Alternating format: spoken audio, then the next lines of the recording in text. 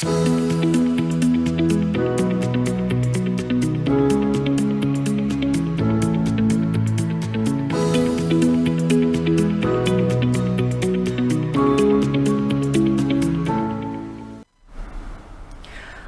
приветствую вас! В эфире очередной выпуск передачи Life on Love. Слова, где не растворяются в воздухе, а проходят прочную проверку фактами. Сегодня у нас в студии человек, чье имя неразрывно связано с историей, политикой нашей гагаузской автономии. Депутат Народного собрания Николай Харлампиевич Дудогла и лидер Гагаузской народной партии. Николай Харлампиевич, я рада приветствовать вас. Здравствуйте. В студии. Здравствуйте, Наталья. Ну, начнем мы, наверное, с того вопроса, который волнует сегодня не только жителей Гагаузии, но и вся страна в таком замирании и в таком недоумении, да, осталось по поводу тех решений, которые были приняты Конституционным судом по обращению Министерства юстиции, касающегося конституционности ряда положений закона об особом правовом статусе Гагаузии. И напомню нашим зрителям, что речь шла о процедуре назначения начальников трех главных управлений автономии. Это полиция, управление юстиции и службы информации и безопасности, а также в вопросах организации проведения выборов в Народное собрание Гагаузии. И суд признал доводы Минюста обоснованными и признал ряд положений неконституционными, ссылаясь на статус Республики Молдовы. И в Камрате это решение, конечно же, вызвало резкое недовольство, возмущение и, конечно, негативную реакцию как со стороны политиков, так и со стороны общественников и со стороны Народного собрания исполнительного комитета. Но если быть честными до конца, то спор вокруг формирования избирательного органа Гагаузии длится с прошлого года, ведь мандаты депутатов истекли еще в ноябре 2025 года. И спор вокруг формирования избирательного органа Гагаузии также длится с прошлого года. И за это время даты выборов Народного собрания Гагаузии были назначены, но также были и отменены, и перенесены. И у меня по этому поводу вопрос. Эксперты называют вот данное решение Конституционного суда правовым сигналом за разрыв электорального диалога с Кишиневым. Как депутату, который находится в эпицентре всех событий, всех процессов, каким выходом вам видится из этой ситуации? И какой выход вы видите из этой ситуации? И готовы ли вы признать, что единственным способом вернуть доверие избирателей сейчас является проведение выборов по правилам, которые снимут все вопросы со стороны центральных властей? Или же Народное собрание продолжит настаивать на ином пути, рискуя правовым вакуумом и дальнейшим урезанием полномочий автономии, хотя куда их уже урезать, тоже вопрос интересный. Спасибо, Наталья.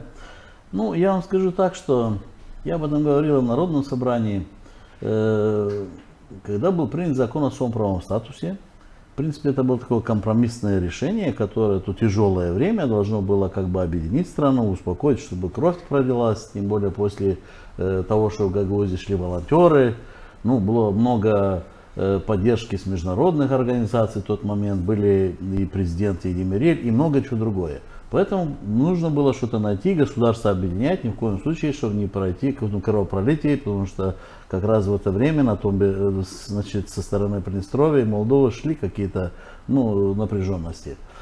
Но здесь Гагаузия должна была всегда понимать, во всех политики Гагаузии, не вся Гагаузия, а политики, что в политике нет вечной договоренности. Вот в тот момент мы договорились, получили. И скажу, что спасибо нашим аксакалам, потому что закон о особом правовом статусе уделил Гагаузии довольно-таки очень много полномочий.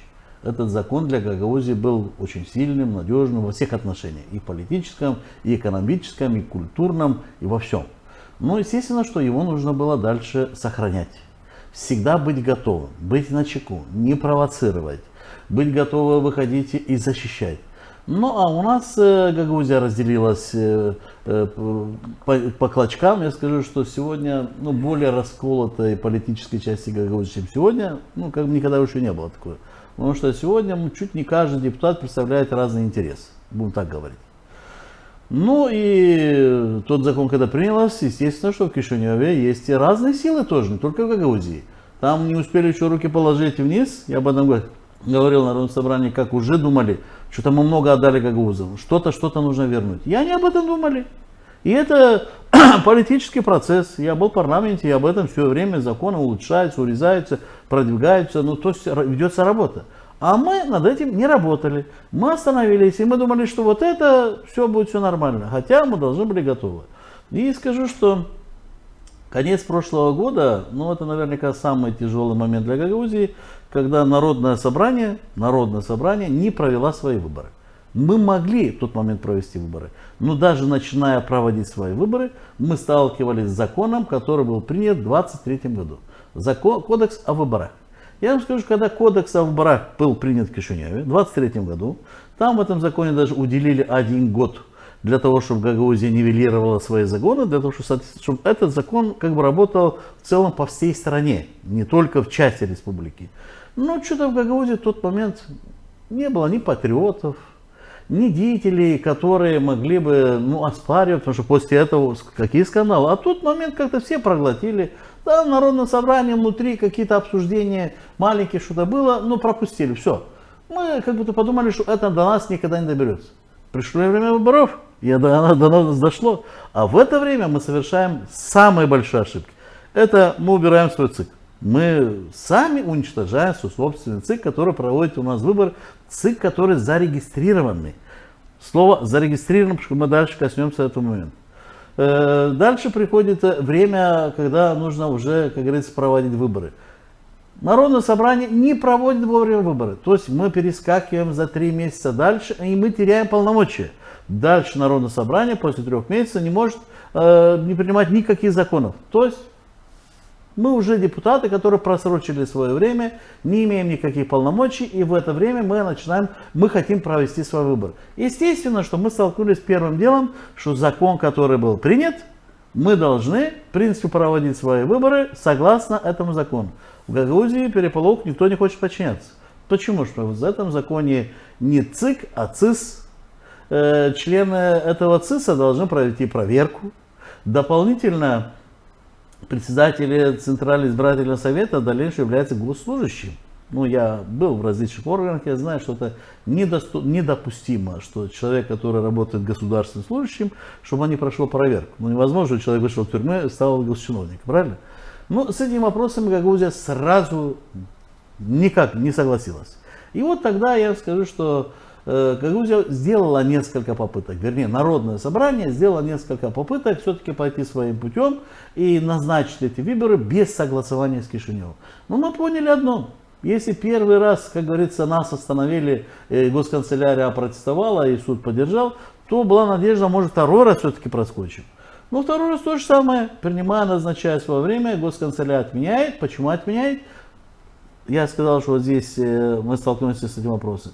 Мы не можем, вот мы выбираем Центральную избирательную комиссию. Мы не хотим ЦИС, мы хотим ЦИК. Вот мы избрали 9 человек, 3 с Народного собрания, 3 с исполкома Гагаузии, судебные органы категорически отказываются, потому что они не могут работать незаконно, у них сразу начнутся проблемы, они не дают людей, но 6 есть, казалось, можно работать. Но мы дальше не можем зарегистрировать этот ЦИК. Значит, Министерство госуслуг мы не можем зарегистрировать, потому что в реестре с 23 года уже больше нету ЦИКов, есть ЦИС. Как ты его зарегистрируешь? Все, нас его не регистрируют. Мы не можем зарегистрировать свой ЦИК, финансирование казначейство не может пропустить ни одного лея. То есть автоматически мы уже понимаем, что мы без центра не можем провести, нужно найти компромисс. И вот тогда, в тот момент, я скажу, не только я, многие депутаты начали выходить в руководство страны, международная организация, посольство. И все-таки общими усилиями Гагаузия добилась, и мы просили встречу с руководством страны для того, чтобы обсудить, ну как же тогда провести выборы. Депутатов Народного собрания ругают, почему не проводят выборы. Мы их не можем провести, потому что мы не хотим подчиняться закону, который был принят, а не подчиняясь, мы не можем их провести. Мы вошли в тупик. Гагаузы как бы потеряли свои полномочия, депутаты Народного собрания потеряли свои полномочия. И тогда была такая встреча. И скажу, что на встрече присутствовало 10 депутатов Народного собрания. Был президент страны, председатель парламента, председатель ЦИКа Республики Молдова, были помощники президента. И скажу, что мы тогда обсудили, в принципе, все. Мы пришли тогда к диалогу, что единственное то, что мы можем сделать, потому что, частенько говорят, компромиссу. Вот тогда к такому компромиссу были готовы и центральные власти, и Гагаузия, что не проводить эти выборы по закону 23 года. Отдельным постановлением, одноразовым постановлением провести только одни выборы Народного собрания. Народное собрание Гагаузии, значит, отдельным постановлением выносит решение о проведении этих выборов, значит, консультируется согласно с Кишиневским Центральной избирательной комиссией. Естественно, что она уже называется не ЦК ЦИС. Естественно, что те люди, которые будут выдвинуты в Центральной избирательной ЦИС, они должны пройти проверку. Здесь ничего такого нет. У нас начали многие кричать, что потом они не будут допускать кого-то на выборы. В согласовании и в этом протоколе, в этом постановлении нет такого, чтобы кого-то не пускать на выборы. Там есть единственное, что все члены Центрального избирательного совета должны будут пройти проверку и обучение. Это нормальные вещи, во всем мире она так. И я скажу, что и баллотируясь на должности депутата парламента, все проходят. Здесь ничего такого нету. Даже сегодня любой конкурс пройти, вот я сегодня прохожу конкурс на директора спортивной школы, спортивного интерната, справку беру с полиции, то, что я не судим. Поэтому здесь страшного ничего такого не было. В конечном итоге подготовили мы этот документ. Тогда мы пришли к согласованию, что все, мы согласны, давайте мы, придя домой, Народное собрание выберет группу, рабочую группу. Оно так и сделало. Я в эту рабочую группу не вошел, меня туда не пригласили, но я был согласен с группой, которая была работа. И эта группа подготовила такой проект постановления, чтобы провести Народное собрание. Это был единственный момент, где Народное собрание вместе с Центральной избирательной комиссией Республики Молдова совместно проводило выборы, и Гагаузия не теряла свои полномочия.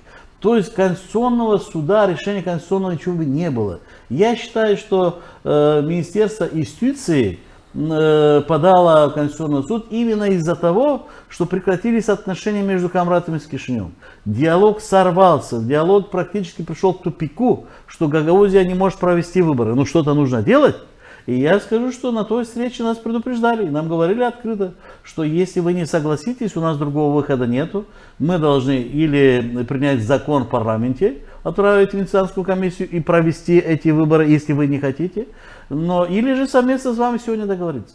Мы договорились, постановление подготовили.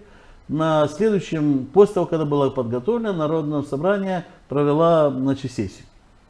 К сожалению, 13 человек пришли на сессию, то есть не было кворума. Сессия не прошла, потому что кворума не было. В следующий раз, на этом не закончилось, сразу определилась группа Народного собрания, которые начали готовить свой проект, свое постановление, свой закон. И на следующем заседании уже было аж 3. И один из депутатов предложил, что вообще не обсуждать ни один из проектов. Я тогда выступил и сказал, что, уважаемые коллеги, вы должны все понимать, давать себе отчет. Это было 3 июля, 7 июля должен был состояться Конституционный суд, что если мы сегодня не примем никакого решения, возможно, что Конституционный суд может принять решение, и в дальнейшем Гагаузия самостоятельно больше никогда не будет проводить выборы. То есть мы с вами больше голосовать не будем. Вот у нас сегодня есть возможность проголосовать за постановление, где мы фактически ничего не теряем. Да, проводим совместно с ЦИКом Республики, но это одноразовое постановление. Это постановление дальше не говорит, что следующие выборы также проводить. Это одноразовое, ничего никто не проводит. Это в виде компромисса. И мы не хотим обсуждать, не хотим голосовать. Но, к сожалению, большинство депутатов проголосовали все-таки не обсуждать, отменить. И я, честно говоря, в тот момент я сразу понял, что предсказуемо уже, если мы не хотим снова назначить на выборы, что следующее решение Конституционного суда будет то, что и было. Если сегодня сказать, я поддерживаю это решение, конечно нет. Сегодня нету ни одного жителя Гагаузии, который поддержал бы решение Конституционного суда. Но кто виноват? Прежде всего мы сами, которые согласились, подготовили постановление, по которому мы могли уйти от всех проблем, и сами же не согласились за него голосовать. А что дальше? А дальше мы сами толкнули чтобы Конституционный суд вынес такой вердикт, который мы потеряли, вы уже озвучили, что мы больше не можем проводить и свои выборы, и народные собрания, и башкирские выборы, и мы потеряли фактически, что мы можем предлагать руководителей и в силовые структуры, и это очень большая потеря. Тогда, исходя из вашего хронологического рассказа, какие последствия могут последовать после этого? То есть получается, что сейчас Центральная избирательная комиссия Молдовы возьмет на себя ответственность провести выборы на территории гагаузской автономии. Знаете, Наталья, есть решение Конституционного суда. Что такое решение Конституционного суда? Это после решения Конституционного суда никто больше обсуждать ничего не может. Все, дальше не на обсуждение, а на выполнение. А если кто-то начнет обсуждать, будораживать людей на какие-то протесты, ну тогда будет, значит, вступят законы, те, которые эти люди будут наказаны. Я, спасибо Господь Богу, сказал, что я пугаю, не пугаю. Просто решение Конституционного суда, оно фактически нас, мы теряем поддержки всего мирового сообщества. Ни одной из посольств, ни одной из международных организаций после решения Конституционного суда лезть не будет. Иначе она будет трактоваться, что они лезут в внутренние дела Республики Молдова. Никто сюда больше не полезет. Осталось решение Конституционного суда, и мы, гагаузы, которые должны, как говорится, участвовать на этих выборах. Потому что там четко написано, что выборы в дальнейшем будут проводить Центральная избирательная комиссия Кишинева. Конечно, детально оно там нету, поэтому я так думаю, что сейчас наверняка парламент примет закон, где распишет от А до Я, кто что должен выполнять, кто будет входить в Центральный избирательный совет, который будет издан, и когда и как назначаться эти будут выборы. Это мы должны сейчас чуть подождать и посмотреть, что дальше будет. Конечно, уже нашлись очень много, скажу так, я прошу прощения, провокаторов, которые сегодня Гагаузию снова толкают, что нет, мы не должны согласаться, мы должны идти дальше. А куда дальше? Ну куда дальше? Все. Решение Конституционного суда, оно уже никто его не отменит. Что дальше? Знаете, я как человек, сам был спортсмен, сейчас тренер, я знаю так, что если мой спортсмен сегодня готов и проиграл, я не должен его, как говорится, убирать со спорта, а подготовить на следующие соревнования, подготовить и выступить. И у нас сегодня четко должна стоять задача перед Гагаузией. То, что мы сегодня этот этап проиграли и решение Конституционного суда есть, но мы должны сегодня дождаться начала выборов, пойти на эти выборы, выиграть эти выборы, и дальше о чем-то мы можем говорить с новыми депутатами, которые имеют в дальнейшем свои полномочия. Потому что я сегодня слышу от некоторых людей, которые ни разу в жизни даже советниками не были. Не то, что там депутатами, башканами или что-то. Даже советник. Нас поддерживает 93% населения. Вы кто? Вас поддерживает 93%. Вы даже никогда в жизни не баллотировались, а если баллотировались, то не выигрывали. И люди сегодня фактически, понимаете, не информированы. Вот я сегодня попытался разложить по полочкам, чтобы люди поняли, кто виноват. Да, мы сегодня можем обвинять Кишинев, но мы должны признать и свою вину. Мы довели, у нас был шанс исправить это все. Да, я вначале сказал, что в 2023 году тот закон, который был принят, что наши политики там много чего находят, что оно принималось не 60 голосов, но много чего. И я скажу, что да, я считаю, что там не учли мнение Гагаузии. Но мы должны были бороться тогда, не через 3 года. А через 3 года мы все упустили. Все. Не предполагаете ли вы тогда такой исход, вот как вы озвучили, что некоторые патриоты уже сейчас призывают к тому, чтобы идти дальше, и дальнейший шаг будет рассматриваться как бойкот выборам, что они будут призывать наше население, которое имеет полное законное право быть в числе избирателей, просто не выйти на выборы? Даже я считаю, что пришло время, что каждый отвечал за свои поступки. Вот мы 3 месяца Гагаузская народная партия, мы сделали свои выводы, мы выступили, мы сказали, что без согласования с центром, к сожалению, выборы провести невозможно. Давайте начнем переговоры, и мы участвовали на том столе, где участвовало руководство. Другого варианта нет. И отошли в сторону. 3 месяца, митинги, протесты, что только не было. И в конечном итоге решение Конституционного суда, которое, что у нас все забрали. Кто-то должен отвечать. Сейчас, после решения Конституционного суда, снова появляются игроки, которые кого-то начинают обвинять. Гагаузская народная партия поддерживает решение ПАСа. Причем тут ПАС и Гагаузская народная партия? Мы живем в Гагаузии, мы защищаем интересы Гагаузии. Мы не защищаем интересы тех людей, которые сегодня ведут Гагаузию к утопию. Да, были те люди, которые были в образовании, которые боролись, чтобы создать Гагаузию, и им это удалось. А сегодня есть те люди, которые хотят уничтожить Гагаузию, и те умеренные силы, которые при этом говорят, что, ребят, это путь никуда. Давайте, если мы хотим защитить Гагаузию, остановимся и примем правильные шаги. Ну а правильные шаги что я называю? Потому что если говорить о протестах, ведь у нас же закон о выборах какой? Первый тур 33, а может даже, кажется, мы поменяли 25%, ну а второй тур 10 человек вышли и выборы состоялись. Что мы будем протестовывать? Ну, допустим, что мы, ну, как большинство населения, протестуем. Все равно будут те, которые будут баллотироваться. И они станут депутатами. И станут законно депутатом, что закон позволяет идти регистрироваться, потому что ЦИК республики будет проводить, законно регистрировать, процедуру пройдут, которая должна быть, выборы будут объявлены, пройдут. И здесь те, которые хотят бойкотировать, они просто не будут участвовать на этих выборах. Но они не попадут в следующее народное собрание. Все. Поэтому в данный момент я хочу, чтобы наши зрители реально понимали. Здесь не идет речь о Дудоглу, Иванове, Петрове, что кто лучше, кто хуже.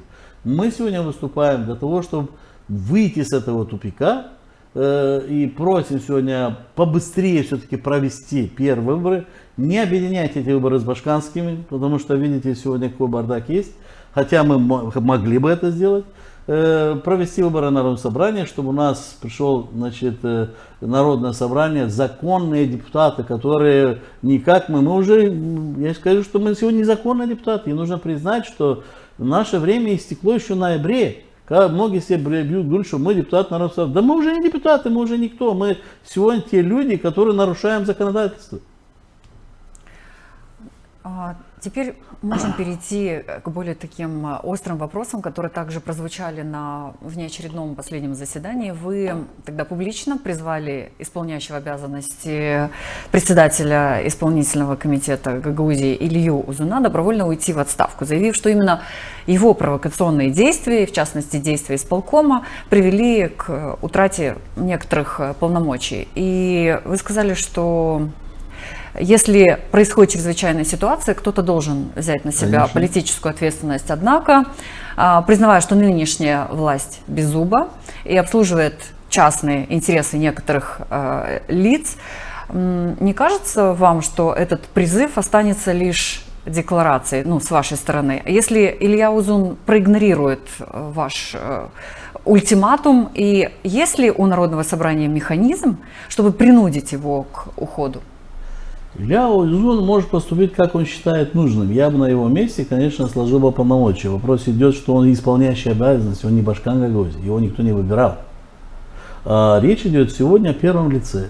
То, что случилось в Гагаузии, то, что мы потеряли свои полномочия, и скажу, что если мы даже какую-то мелочь теряли, очень много обсуждали, находили виновных, ну а сегодня мы огромную часть своих полномочий потеряли, и навсегда решение Конституционного суда уже никто не отменит. Конечно, кто-то должен отвечать.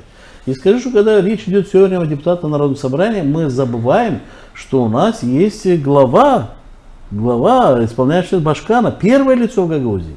Если это первое лицо, ну, по практике, ну, никогда особо не вмешивалась в политику, она не уходила, раньше, ну, башканы старались не выходить на митинги, протесты, не ввязываться в какие-то спорные вопросы, больше заняться исполнительной властью, значит, заниматься управлениями, экономические проекты, то сегодня, после того, как Узун стал исполняющим башкана Гагаузии, он забыл, чем он должен заниматься.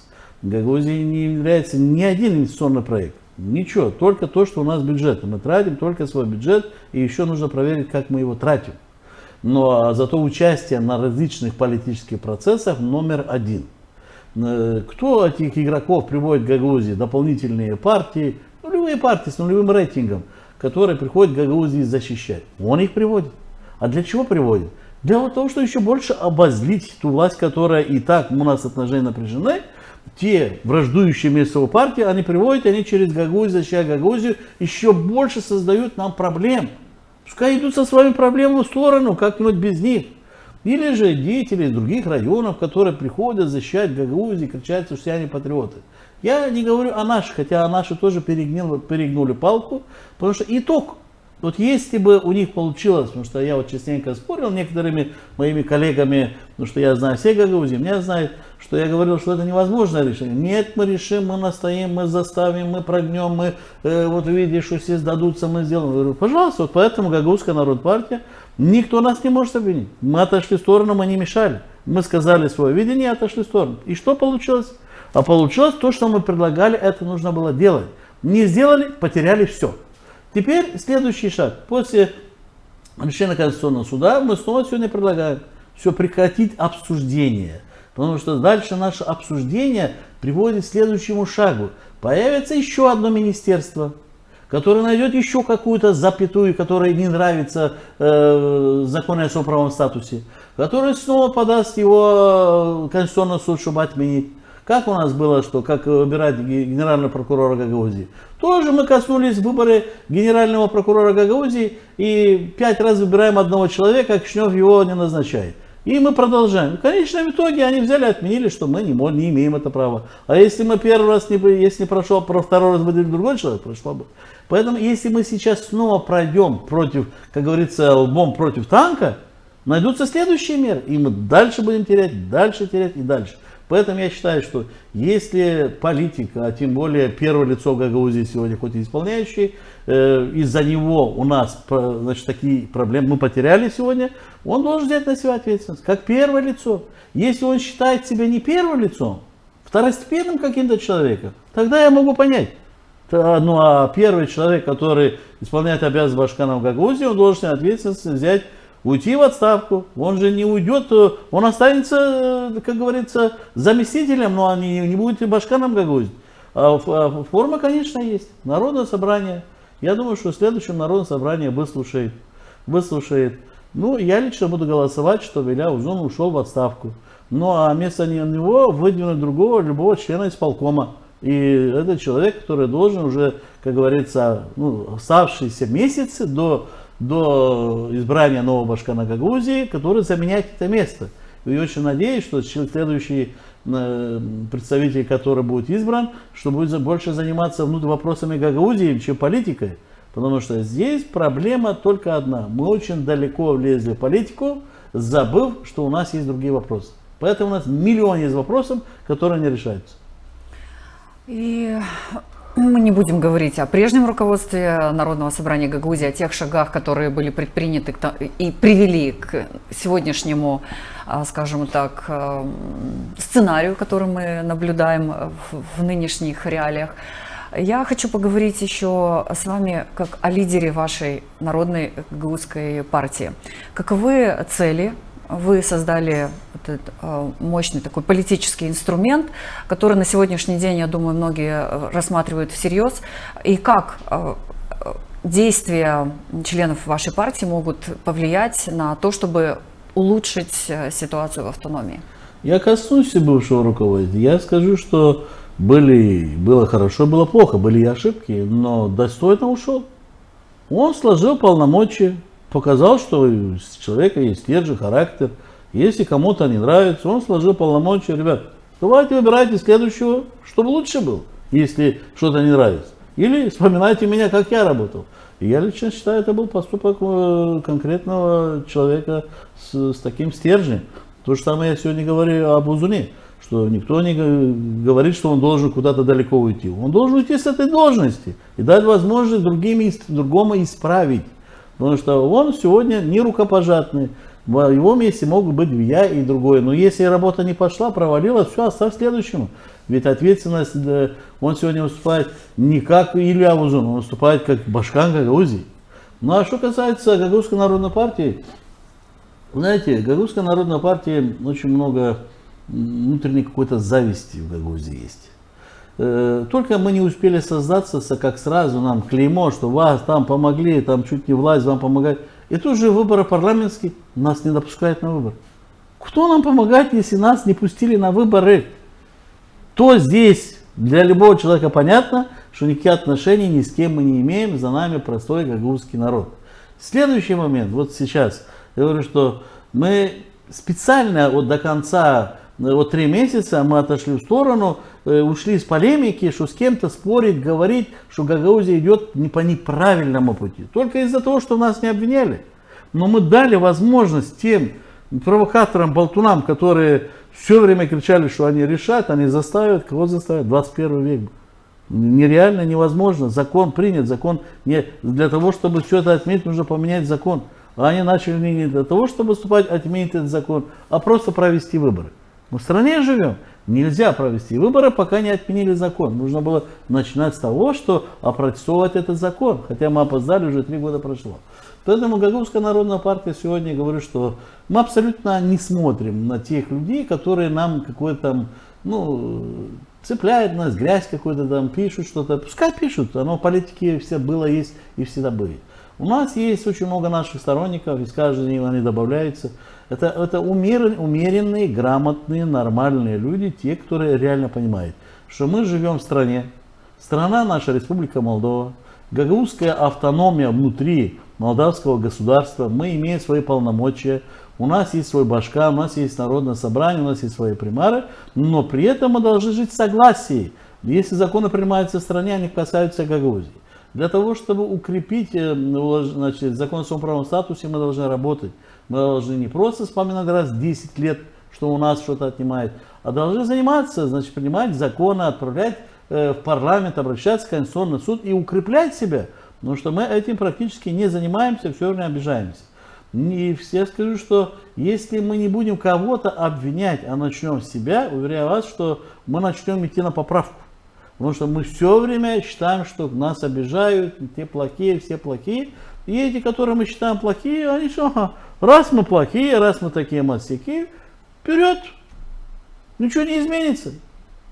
И так нас считают плохими. Поэтому мы должны эту ситуацию поменять, обязательно поменять. Ну, я вижу, что наше время уже подходит к концу. Если у вас есть желание обратиться к нашей аудитории, может быть, со словами...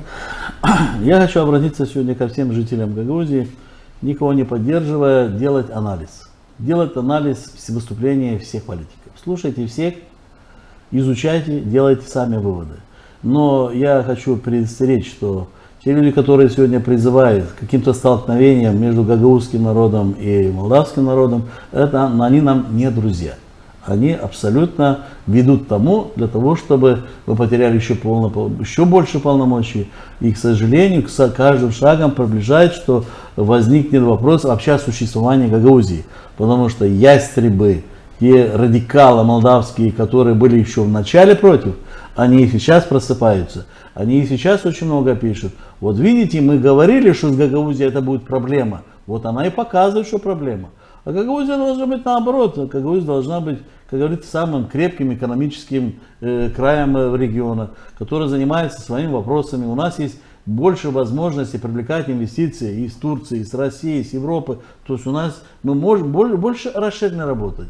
Естественно, что если говорить между центральной властью и Камрадом, то я как бывший примар, как бывший депутат парламента скажу, что нас не обижает.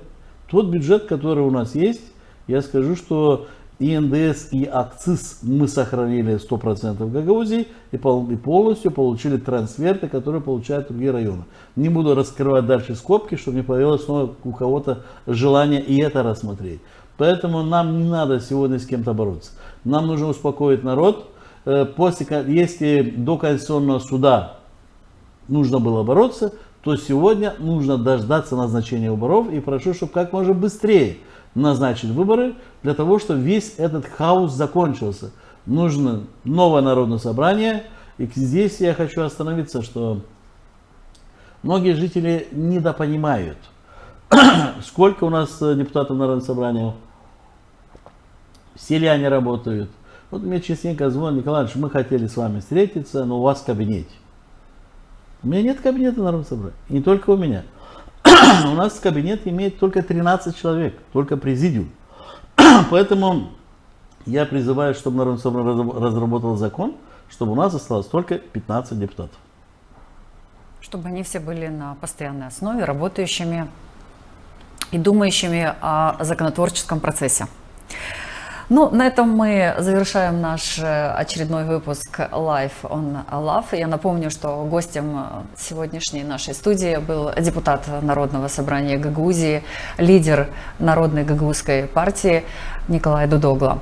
Друзья, следим за дальнейшими событиями, потому как любое решение политическое принято в Гагаузии, это не просто очередной шаг, приводящий к определенным последствиям.